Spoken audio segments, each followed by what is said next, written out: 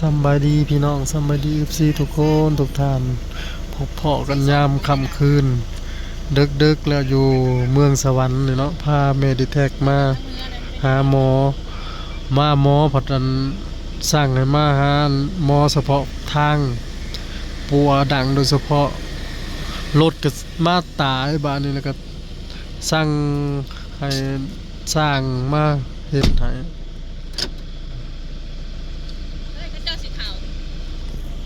มาโทรหาสร้างนำมาสร้างกับโอ้ยตั้งแต่เว้นเติบจนมืดตอนนี้ก็นี่พี่น้อง15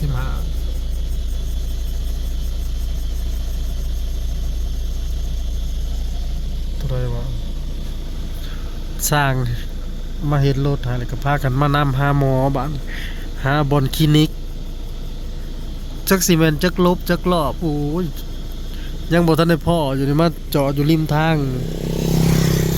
แม่เพิ่นแม่ดีแท้กำลังคุยกับหมอให้หมอมารับเฮาบ่จักทางไปอืมถนนเส้นสวรรณเขตจักเป็นเส้นได้เส้นยาบ่จักเลย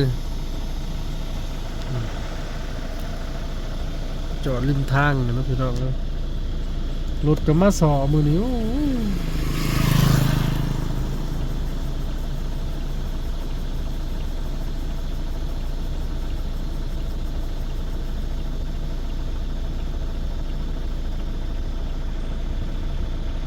อันนี้เนี่ยห้องหมอตาเนาะพี่น้องบนภาพแม่ดีแท็กมาผ่าตาเนาะน้ำเด้อจนห้องกระเพาะ3-4 ลบเพราะว่าคลินิกเนี่ยใกล้กันกับห้องหมอตาแนะนำหาห้องหมอตาเอาเปิดก็บอกว่าเอาละ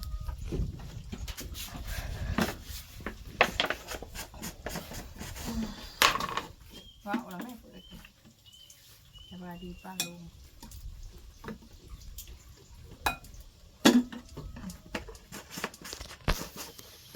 สบายดีป้าลุงและ บายดีป่าลุง เป็นยามเศร้า สบายดีแล้วพี่น้อง ๆเป็นได้จะถามแล้วก็ไปหาหมอเรื่องซึ้งอยู่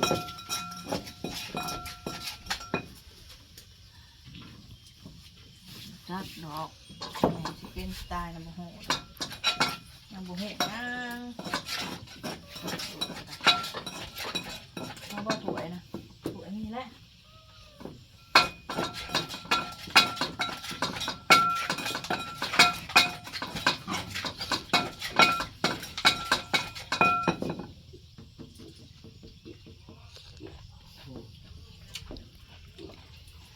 น้ำข้าวคั่วตำมะกรูด เด้ เนา อพ่อแม่พี่น้อง ตำมะกรูดก็ขวดจักจัน ต้อ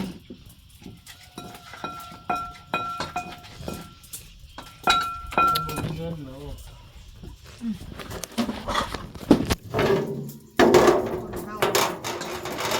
หักเพื่อนได้เงินชีวิตหักเพื่อนได้เงินถ้าไม่มีเงินคือจบ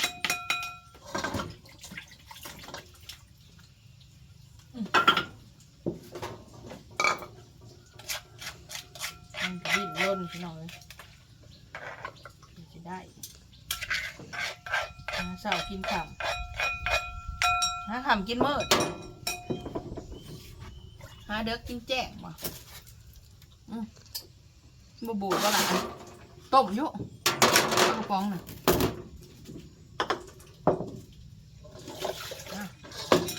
รอตอนแซ่บอ่ะทำมาตัวรอแซ่บตอนรอแซ่บมากันพี่น้องญี่ปุ่นจักรจันทร์ก่อนนี่ญี่ปุ่นจักรจันทร์ก่อนพี่น้องแล้วก็จงไปกินกับตำมะฮุงตำมะถั่วน้ำเนาะ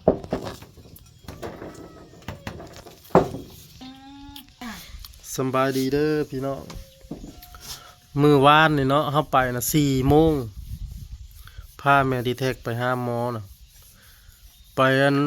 โรงพยาบาลพี่น้อง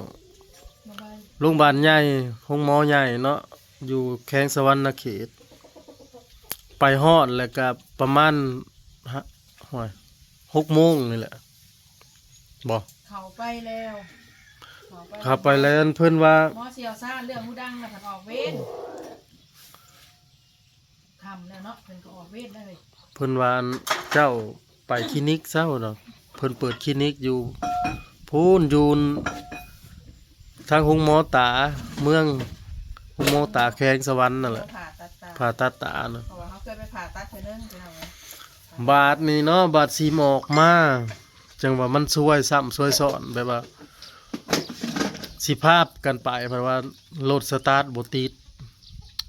อ้าวบ้านเฮ็ดจังไดเด้อจนงมคำมืดเห็นไหมอันเฒ่าผู้เล่าอันเก็บปีรถนะพี่น้อง ที่อยู่ในห้องหมอ เราเก็บเราก็ใจดีแล้วว่าเอารถข่อยนี่ไปแล้วว่ารถจักรไปห้านช่างนะแล้วว่ามาเบิ่งรถเจ้านะฉันมันสิดึกได้เราอ่ะเราเอารถจักรให้เขาก็ห่วยเขาก็ลิ้วแล้ว ไปหาสร้างนะป้าดโตบ่ได้ใกล้เด้อเพราะว่าสร้างบอนทางแวE1น่ะทางแวตัวนี้เพิ่นปิดห้าน นั่นตั้งแหวนสินในเมือง อืม หวัง เพิ่นปิดร้านเลยเขาเลยกลายไปขึ้นจนฮอดโคกใหญ่กลับลงมาถามมันสร้างซ่อมรถจักรเพิ่นนั้นซ่อมรถจักรอยู่กลางคืนมื้อนั้นแล้วเลยว่าเบิ่งขอยสิโทรให้หรอใครแต่เขาเจ้าใจดีคันผู้ลังคนโอ้ย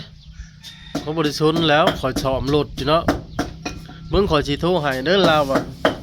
เฮาว่าโอ้ยหาแหน่สร้าง ให้ไปเบิ่งรถให้แหน่ว่ารถเฮาสตาร์ทบ่ติดคาดว่า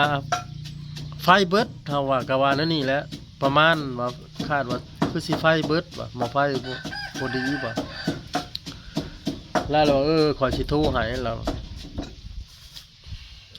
าโทรเฮาก็ท่าอยู่หั่นน่ะโทรก็เฮิงเติบเนาะหมู่เรามาหมู่เราปิดร้านเด้อเราบ่ได้เปิดร้านแต่เขาเจ้าใจดีอยู่มาแล้วว่ารถเจ้าเป็นหยังโอ้ยไปเบิ่งให้แน่ว่าเฮาก็บ่ฮู้โอ้สายควบเขาก็เอาไปแล้วอ่ะเขาบ่ทันมาส่งไปแล้วโอ้ยขอแล้วว่าถ้าว่าเฮ็ดแนวใดสิได้ซะหาในกว่าสร้างเลยว่ะแล้วเราไปซะเราสิไปเบิ่งให้เรามาสร้างน่ะขี่รถไฟฟ้ามาเบิ่ง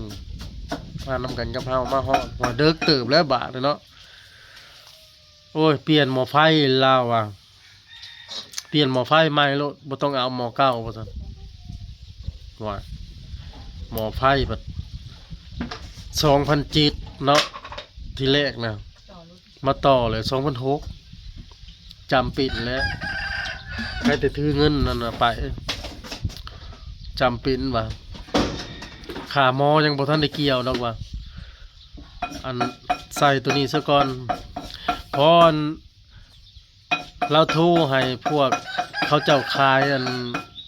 ขายหม้อไฟได้ร้านค้ามาส่งเราก็เป็นผู้หันหม้อไฟเขาสตาร์ทกับบาทเดียวพี่น้องขอบใจเล่าแล้วก็พากันไปบัดนก็แม่ดีแท็กไปรอหาคลินิกแล้วก็ป้อย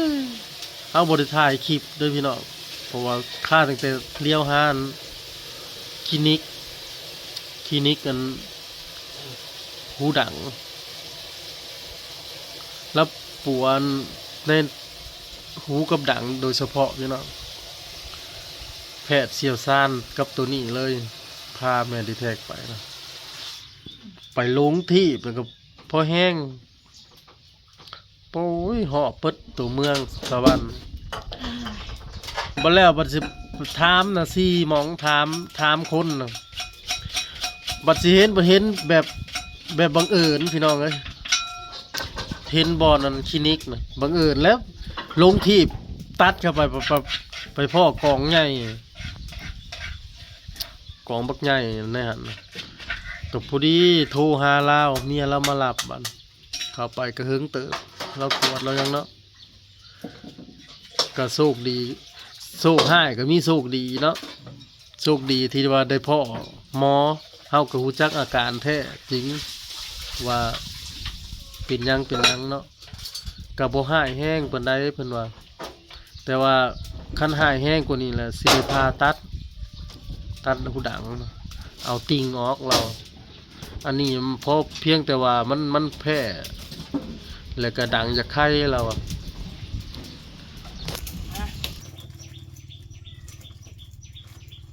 มาพี่น้องเมนูเช้าหลังอันนาพี่น้องเอ้ย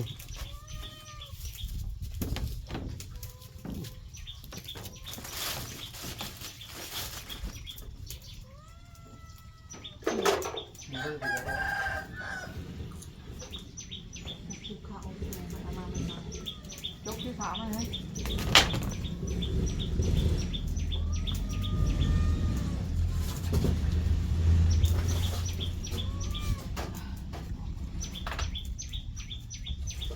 ไม่เอาไป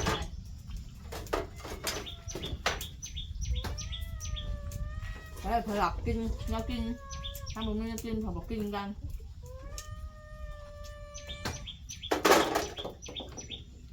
เบิ่มติ่งหัวมันเป๋บ่ มาดู มาพี่น้องสบายดี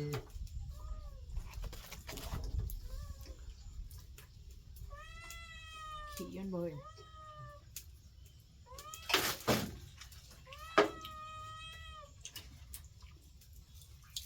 ขี้ปลาดุก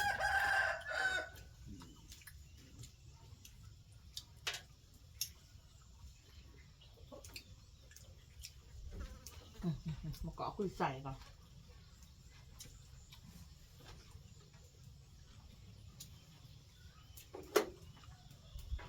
แก่เนาะกับแก่แก่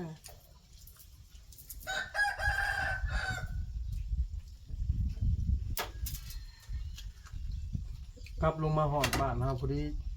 10 โมง 4 ทุ่มกว่า 10 โมงครึ่งจะเข้า11 โมงซื้อปลากับมากินข้าวจ้ะพี่ 4 ทุ่มกว่า5 ทุ่มเดี๋ยวกินข้าวอาบน้ำแล้ว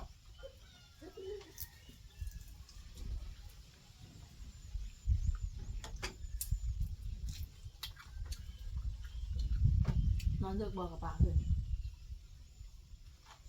กินร้านหนักมือปากโป่งหอนในนายกับมาเฮ้ยนางงามเพิ่น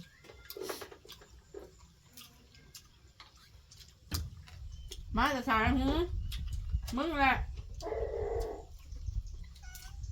ท่านได้ไปเลยเป็นอาทิตย์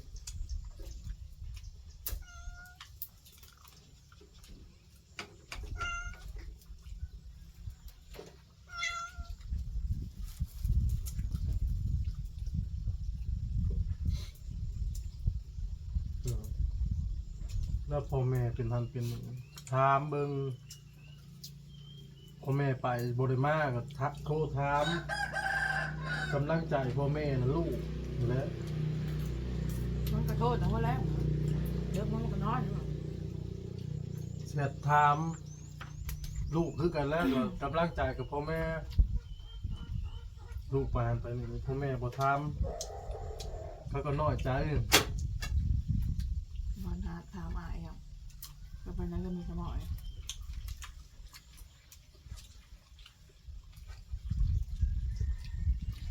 มาบ่เห็นพ่อแม่เหรอเสียใจ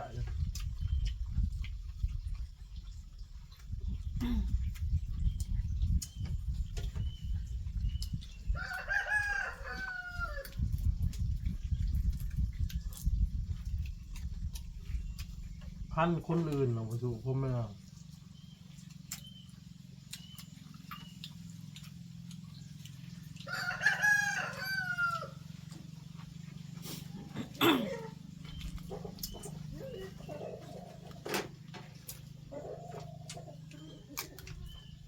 เมื่อไร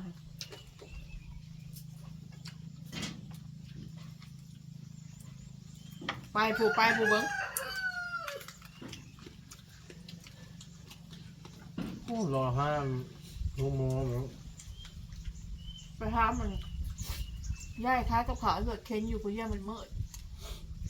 จังในหูเรื่อง คนสวรรค์ก็สิฮู้คนที่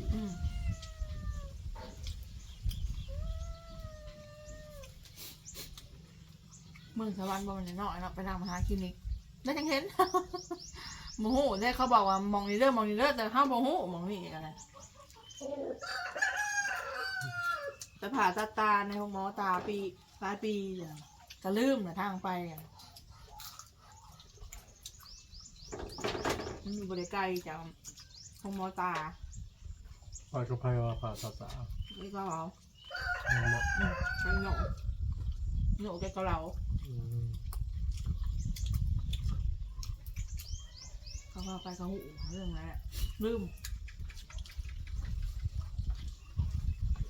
คิดว่ามันอยู่ในโขกซ้อมเถื่อโขกมากเห็นแถมขาวกระพุ้งโขกกองถูกเห็นกอง ผมรู้จักมาตลาดเก้า มองเจ้าซื้อแล้วเขาที่ประเตยเรื่องผ้านะ ทำมันเป็นหนึ่งกุจักเนาะ เจ้าซื้อเขาที่เรื่องผ้าเขาพายตี จะบอกมี มีห้านี่แหละ จะบอกมี แต่มันเสร็จมีพังเลยเส้นความพังเลยต้องคอยว่าเขาชื่อกำแพงเลยเด็กเก่า